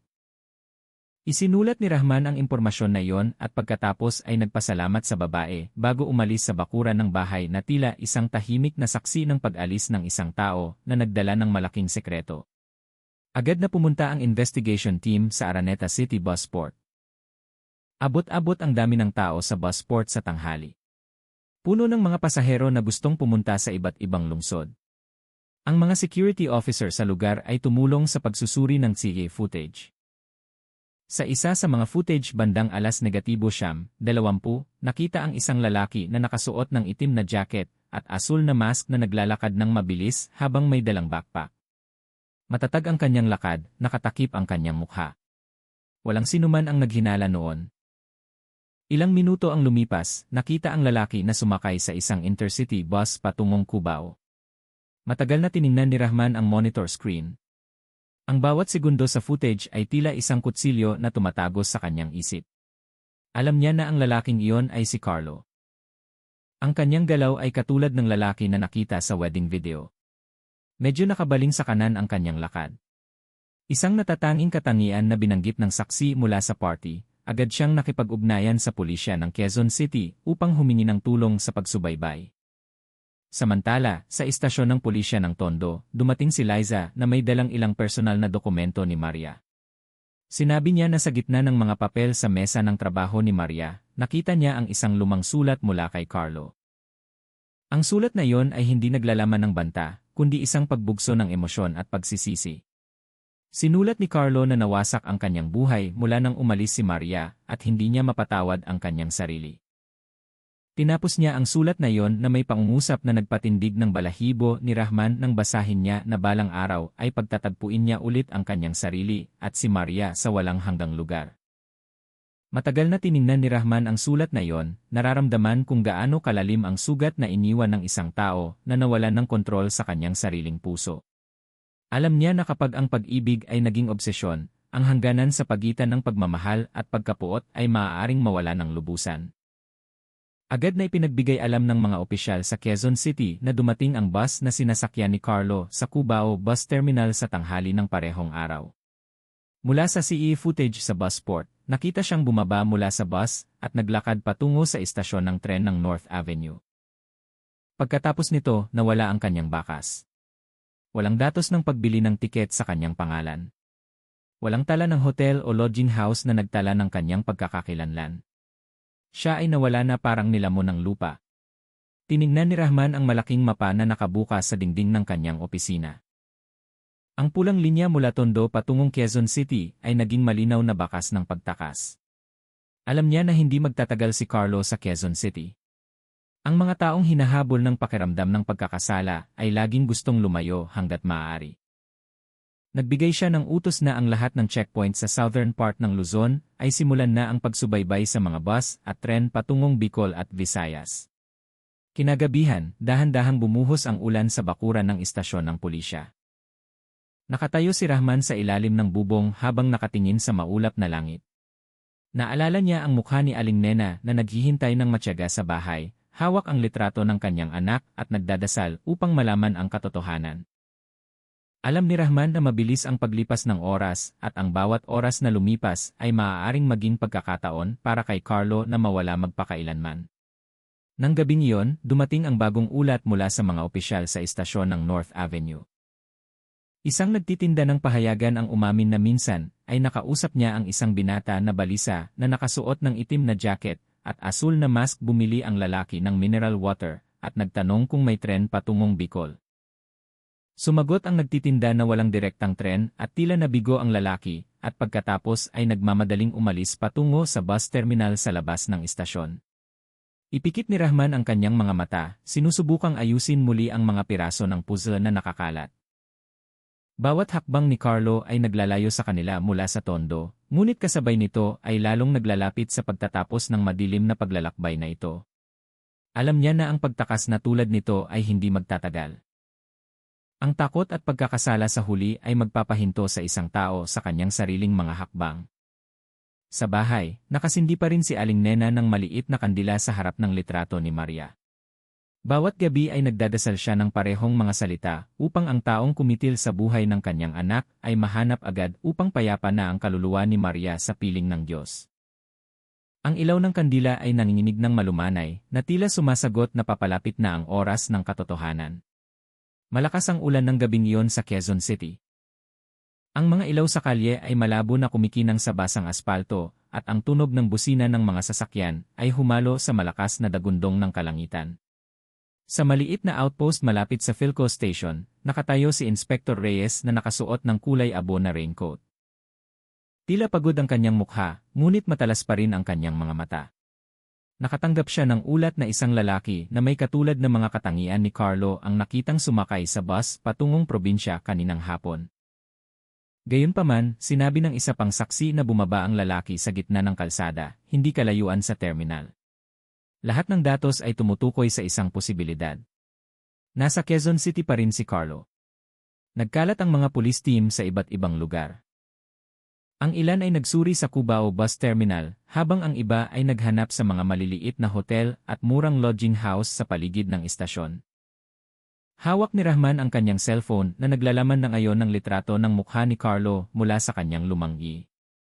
Matagal na tiningnan niya ang mukha ng kabataan na ngayon ay isang madilim na anino sa likod ng trahedya ng Tondo. Sa Cubao Bus Terminal, abala ang kapaligiran kahit napapalalim ang gabi. Hindi pinigilan ng ulan ang mga taong gustong maglakbay. Nagbalat kayo ang mga pulis na nakasibilyan bilang mga pasahero. Nagkalat sila sa pagitan ng mga food stall at waiting area. Pinili ni Rahman na tumayo malapit sa departure gate. Nilibot niya ang kanyang mga mata sa bawat taong dumadaan. Alam niya na matalino at mapanlinlang si Carlo. Sigurado siyang alam niya na hinahabol siya ng pulisya. Ngunit ang mga taong hinahabol ng takot ay madalas na gumagawa ng maliliit na pagkakamali. Mabagal ang paglipas ng oras. Sa tuwing may dumadaang nakaitim na jacket, mas bumibilis ang tibok ng puso ni Rahman. Ngunit walang nangyari. Hanggang sa bandang hating gabi, isang bus driver ang nag-ulat sa mga opisyal. Sinabi niya na ilang oras na ang nakalipas, isang binata na may balisa na mukha ang humingi ng tiket patungong Bicol, ngunit bigla itong kinansela nang marinig ang tunog ng sirena ng pulis sa labas ng terminal. Bumaba siya mula sa bus at nawala sa gitna ng mga stall na sarado. Agad na tumakbo si Rahman patungo sa direksyon na binanggit ng driver, tinagos ang ambon na nagsimula ng humupa. Sumunod siya sa makitid na eskinita sa likod ng terminal, kung saan nakahanay ang mga food stall sa dilim. Ang mahinang ilaw ng neon ay kumikislap sa ilang bahagi. Sa dulo ng eskinita, nakita niya ang anino ng isang tao na mabilis na naglalakad habang may hawak na bag sa balikat. Itim ang kanyang jacket at nagmamadali ang kanyang lakad. Nagbigay ng senyas ng kamay si Rahman sa dalawang batang opisyal na kasama niya. Tahimik silang lumapit sa anino na yon. Nang ang distansya ay ilang metro na lamang, mahinahon na tinawag ni Rahman ang pangalan ni Carlo. Huminto sandali ang lalaki at pagkatapos ay lumingon na may ligaw na mata. Saglit na nagtagpo ang kanilang mga tingin at pagkatapos ay tumakbo ang lalaki ng buong lakas na tinagos ang ulan. Ang tunog ng yabag ay umalingaw-ngaw sa basang pasilyo. Sumigaw ang mga pulis, humingi sa mga tao na lumayo. Tumakbo si Rahman upang habulin. Mabigat ang kanyang hininga. Kumakaway ang kanyang raincoat sa hangin. Tumakbo si Carlo na tinagos ang maliit na palengke na sarado na. Lumaktaw sa mga kahon na gawa sa kahoy at mga sako ng bigas. Sinubukan niyang pumunta sa malaking kalsada sa gilid ng terminal. Ngunit masyadong malapit na si Rahman. Sa isang talon, nagawa niyang hulihin ang braso ni Carlo. Pareho silang bumagsak sa putik na lupa. Nagkaroon ng maikling labanan.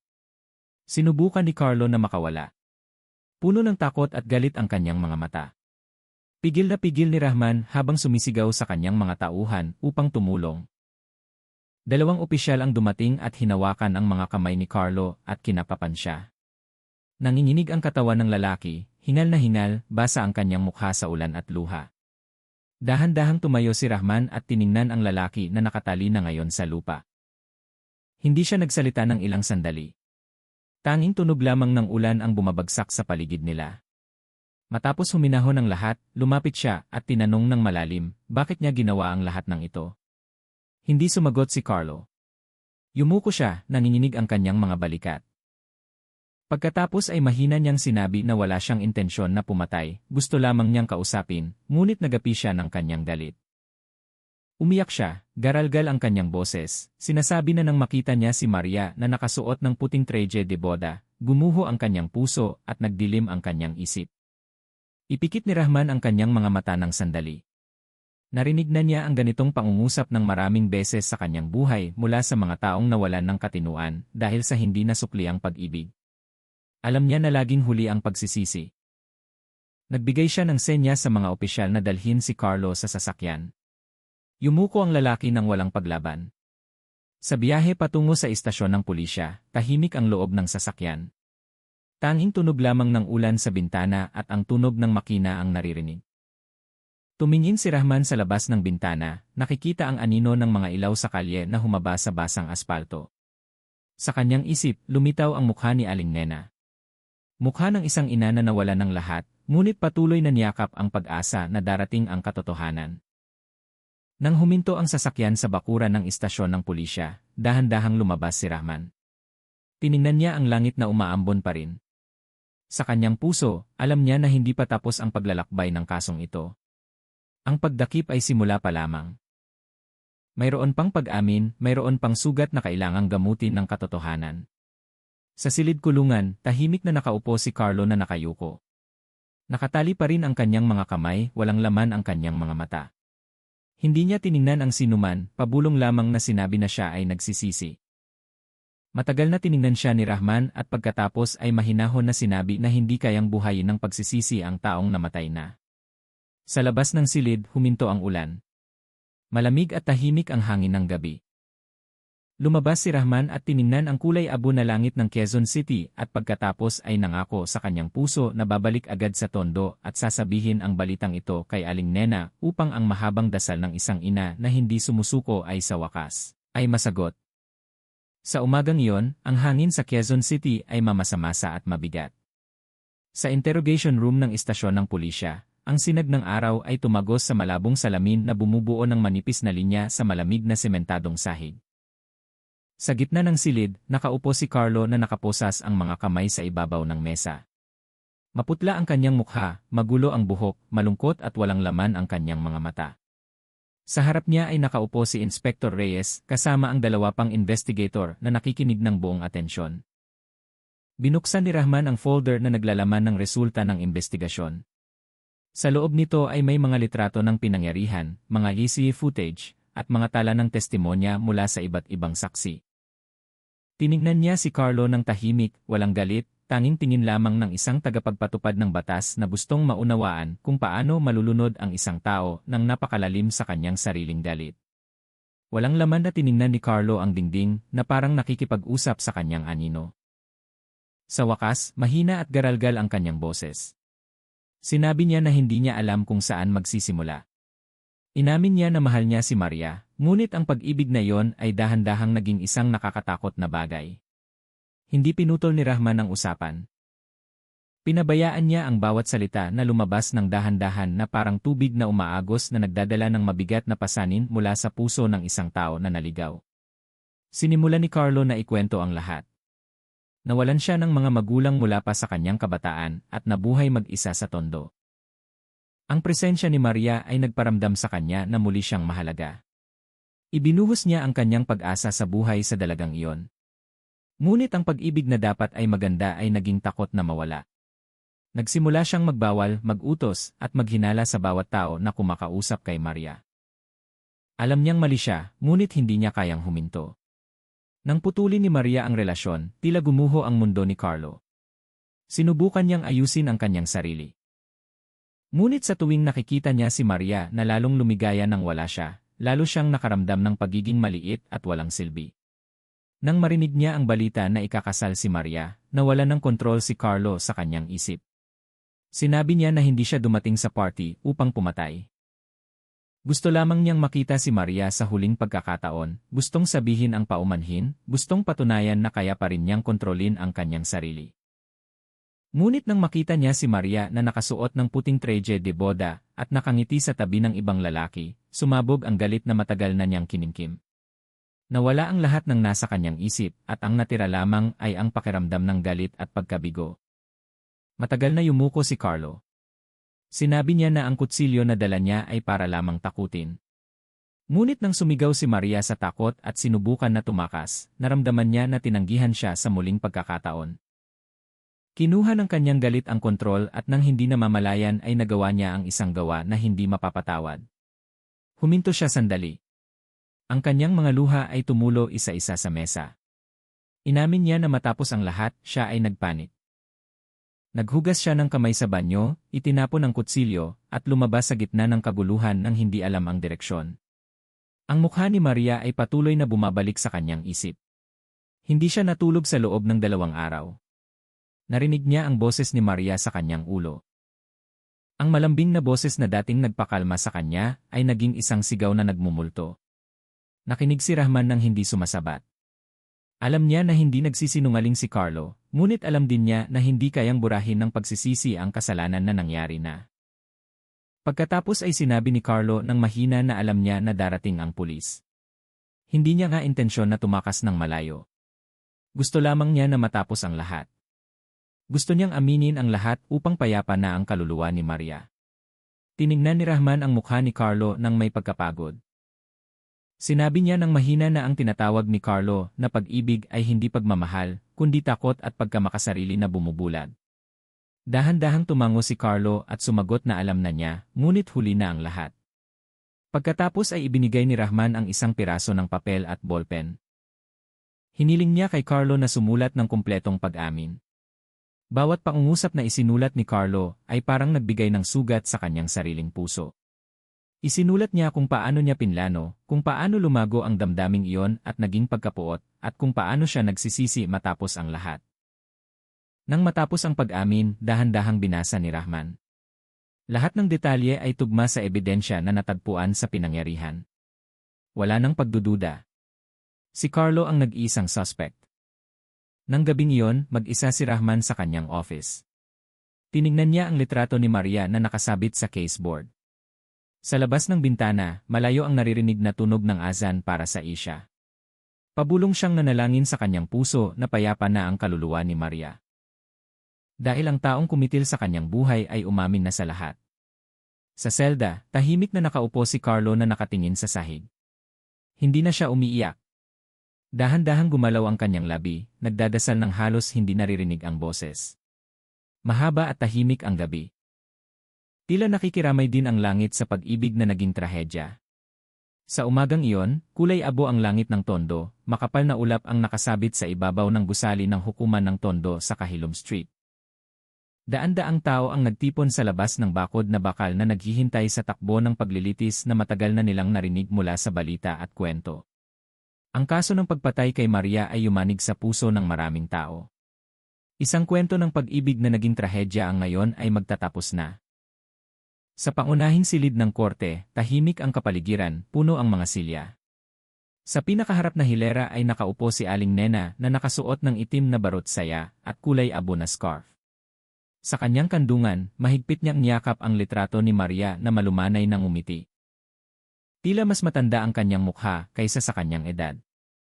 Malungkot at namamaga ang kanyang mga mata dahil sa mahahabang gabi na walang tulog. Sa tabi niya ay nakaupo si David, ang asawa ng yumaong Maria, na nakatingin ng diretsyo sa harap ng walang ekspresyon. Nang bumukas ang pinto sa gilid, 2 opisyal ang nagbantay sa isang lalaki na nakasuot ng kulay kahel na uniforme ng bilanggo. Dahan-dahang naglakad si Carlo, nakayuko ang kanyang ulo, tila mas payat ang kanyang katawan kaysa sa huling nakita. Nagsimula nang marinig ang bulong-bulungan sa silid, ngunit agad na tumahimik nang pumasok ang hukom sa silid. Tumayo ang lahat at pagkatapos ay umupo muli. Nagsimula ang paglilitis. Binasa ng punong hukom ang panimula ng tahimik ngunit matatag. Sa harap niya, nakabukas ang file ng kaso na makapal ng 100 pahina. Tumayo ang taga-usig at binasa ang indictment ng malakas. Ipinaliwanag niya ng detalyado kung paano dumating si Carlo sa wedding party ni Maria, dala ang kutsilyo na inihanda na noon pa, at pinatay ang dalaga sa silid ng ikakasal. Bawat pangungusap ng indictment ay nagpababa pa sa ulo ni Aling Nena, lalong hinawakan ang litrato ng kanyang anak.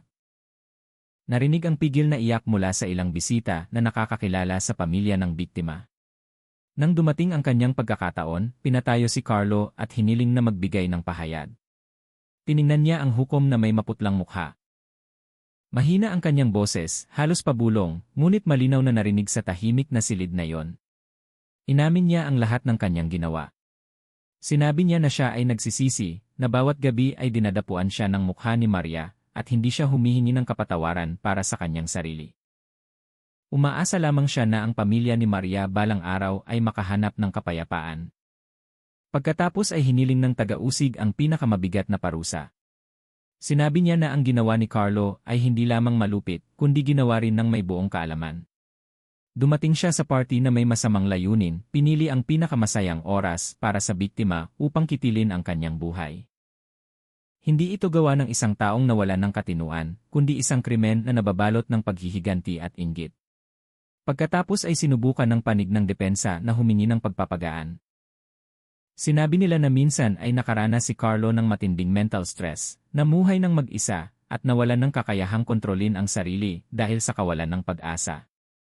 Ngunit ang mga salitang iyon ay tila walang laman sa harap ng pamilya na nawalan ng lahat.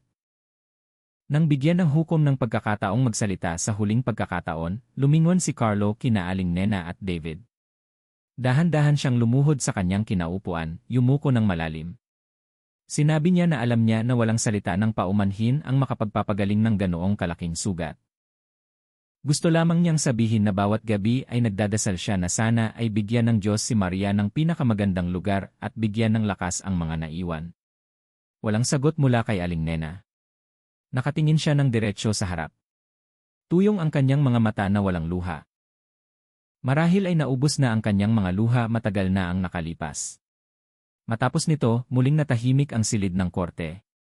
Isinara ng hukom ang file at pagkatapos ay kasama ang dalawang miyembro ng panel ay umalis sa silid para magpasya. Mabagal ang paglipas ng oras. Naghihintay ang lahat ng may tensyon. Ang ilang minuto ay tila oras. Nang bumalik ang hukom, tumayo ang buong silid.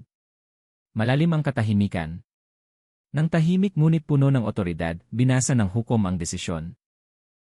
Batay sa ebidensya at pag-amin ng defendant, nagpasya ang korte na si Carlo de los Santos ay nagkasala ng premeditated murder na ginawa ng may buong kaalaman.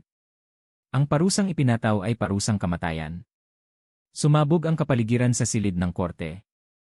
Ang ilan ay naghiyawan, ang iba ay umiyak. Ipikit ni Carlo ang kanyang mga mata, nanghina ang kanyang katawan at halos bumagsak ang kanyang tuhod.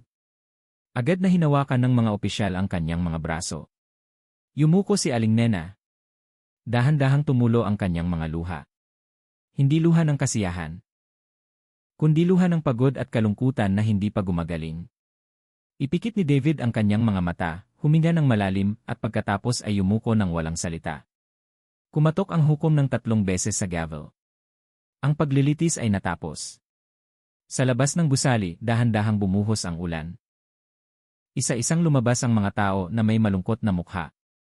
Tanging si Rahman lamang ang nakatayo pa rin sa harap ng hagdan na nakatingin sa kulay abo na langit. Alam niya na naitatag na ang katarungan.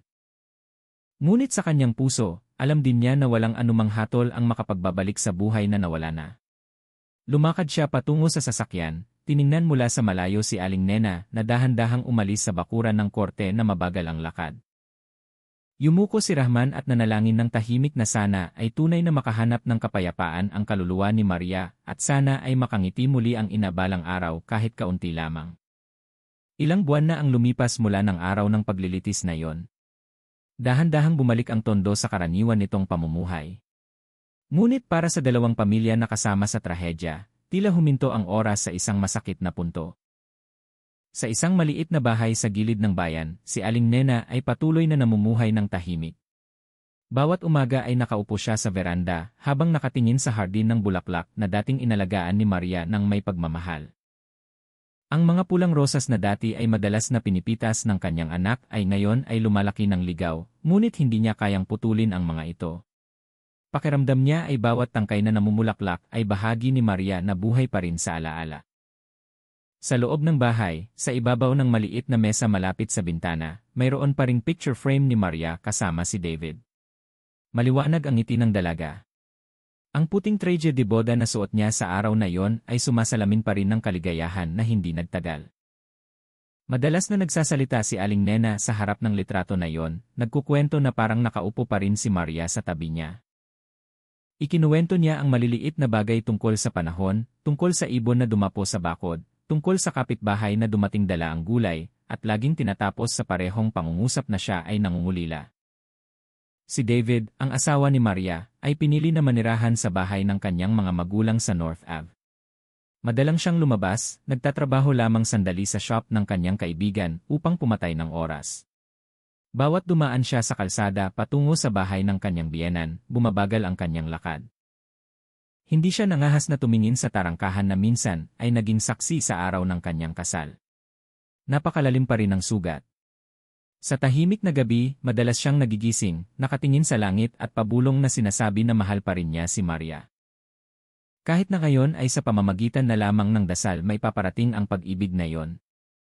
Samantala, sa ibang lugar sa likod ng pader ng New Bilibid Prison sa Muntinlupa, si Carlo ay namumuhay ng mag-isa. Hindi siya gaanong nagsasalita sa ibang mga bilanggo. Bawat umaga ay nagigising siya bago ang azan, matagal na nakaupo sa sahig ng selda, at nakatingin ng walang laman sa manipis na liwanag mula sa bintana ng bakal. Malapit sa kanyang kama ay may isang maliit na aklat na nagsimula ng kumupas.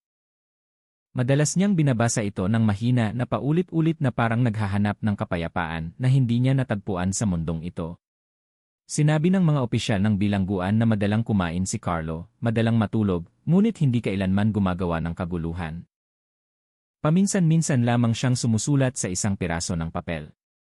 Walang sinuman ang nakakaalam kung ano ang kanyang isinulat. Hanggang sa isang araw ay dumalaw si Rahman sa kanya.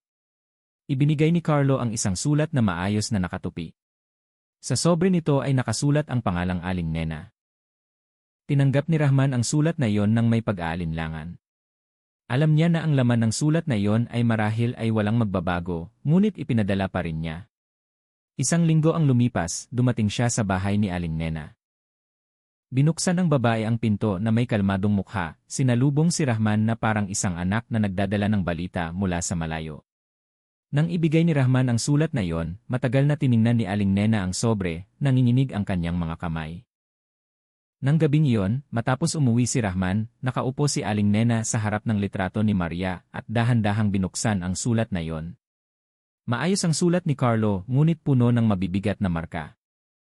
Sa kanyang sulat, humingi siya ng paumanhin hindi para humingi ng kapatawaran, kundi para umamin na bawat gabi ay pinapanaginipan niya si Maria. Sa panaginip na iyon, nakangiti si Maria at lumalakad palayo, laging lumalakad palayo nang hindi lumilingon. Sinulat ni Carlo na marahil iyon ang kanyang parusa, na patuloy siyang mabubuhay sa walang hanggang pagsisisi. Tinapos niya ang kanyang sulat na may pangungusap na gusto lamang niyang malaman ni Aling Nena. Nagsisisi siya ng higit pa sa kayang sabihin ng mga salita. Binasa ni Aling Nena ang sulat na iyon nang hindi umiiyak. Tinignan lamang niya ang langit ng gabi na nakikita mula sa bintana.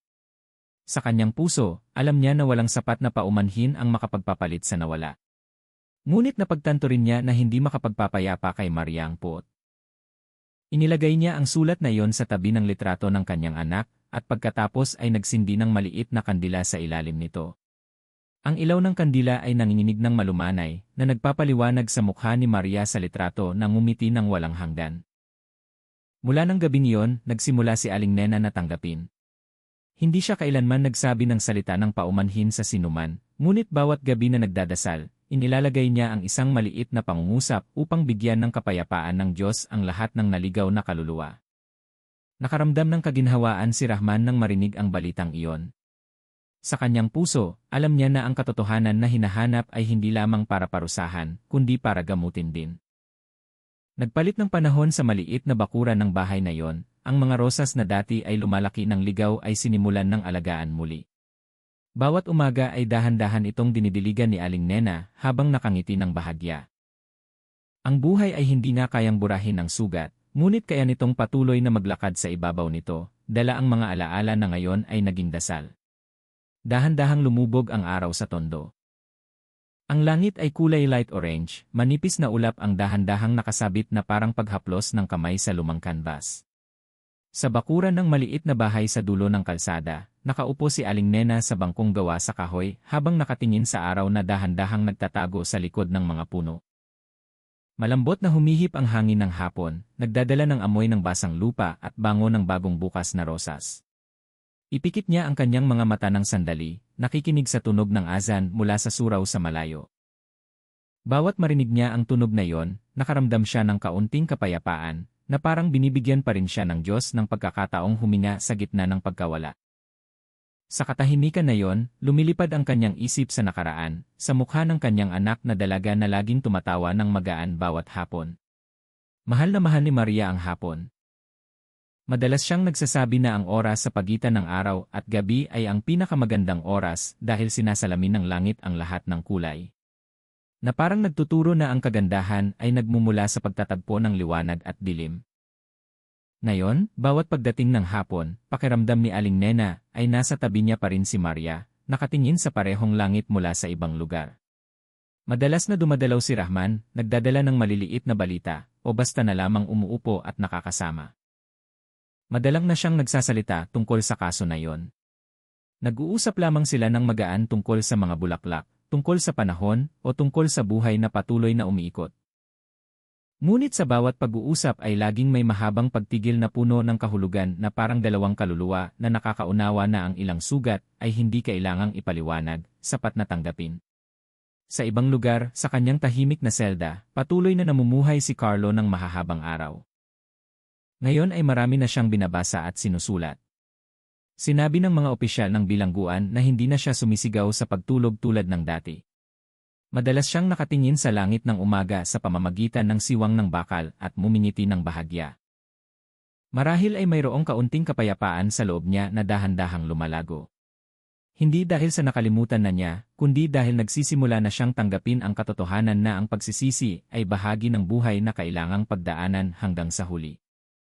Sa lungsod na ito, nagsimulang makalimutan ng mga tao ang trahedya na iyon.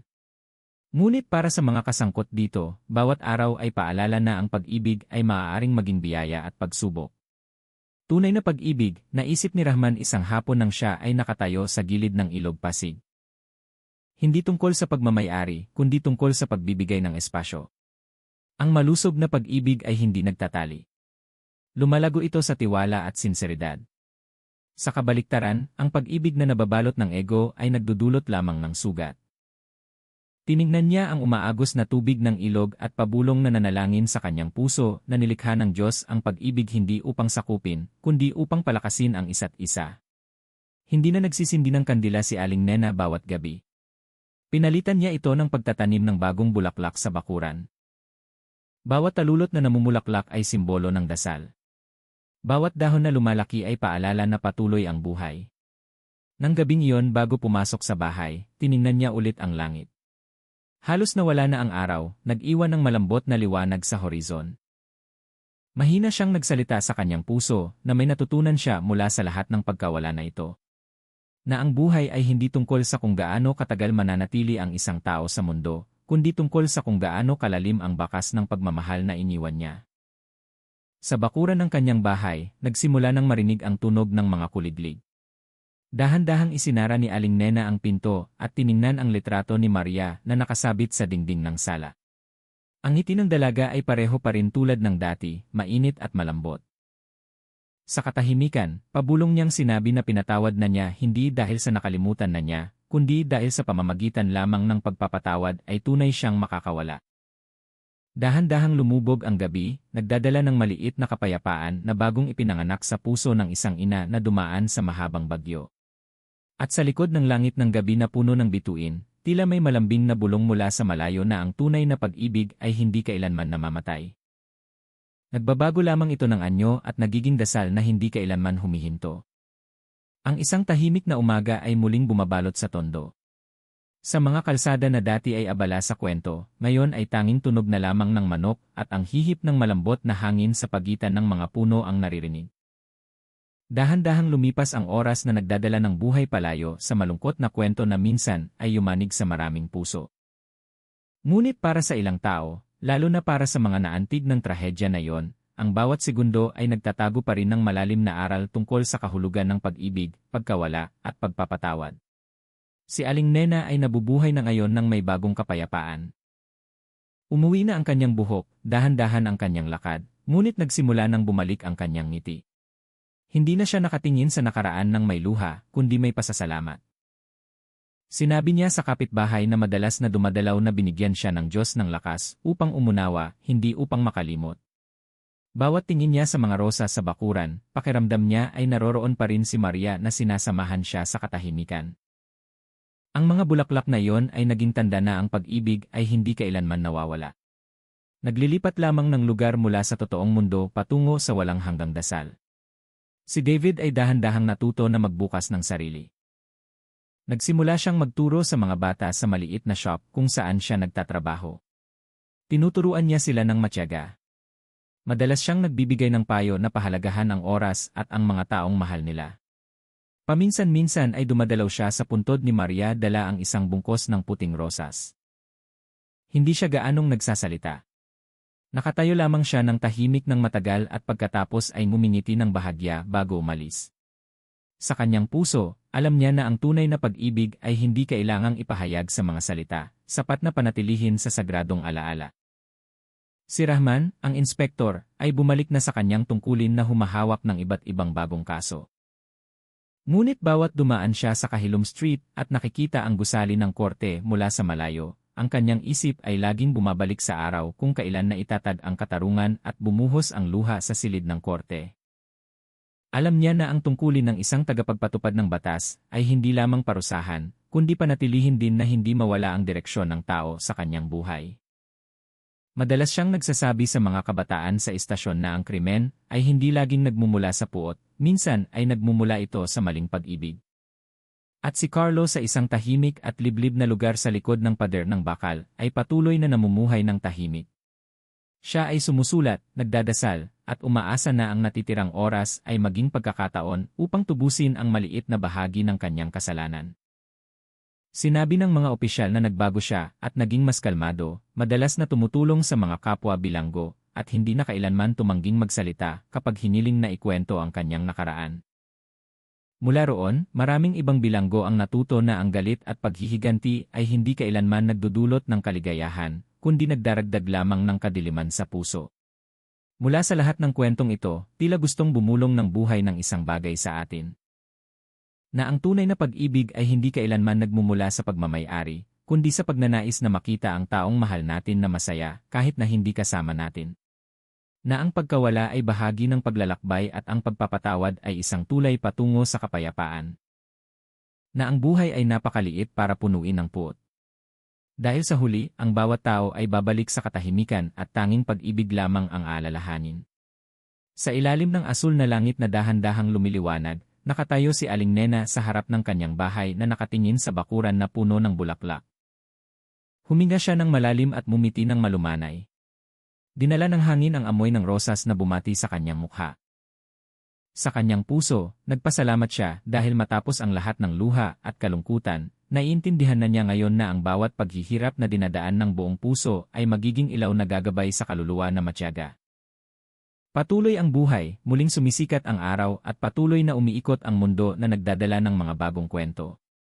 Ngunit sa puso ng mga taong naantig ng kwentong ito ay laging may natitirang simpleng mensahe na hindi kailanman kukupas. Na ang tunay na pag-ibig ay hindi kailanman pumatay. Ang tunay na pag-ibig ay nagpapagaling at kung saan may kapatawaran, laging may pag-asa na mabuhay muli ng may mas kalmado na puso. Para sa mga tapat na tagapakinig, sana ang kwentong ito ay maging paalala na mahalin natin ng matalino, alagaan ng sinsero, at pakawalan ng buong puso kapag dumating ang oras. Dahil ang mapayapang buhay ay hindi buhay na walang kalungkutan, kundi buhay na kayang magpatawad at patuloy na magpasalamat sa bawat pagsubok.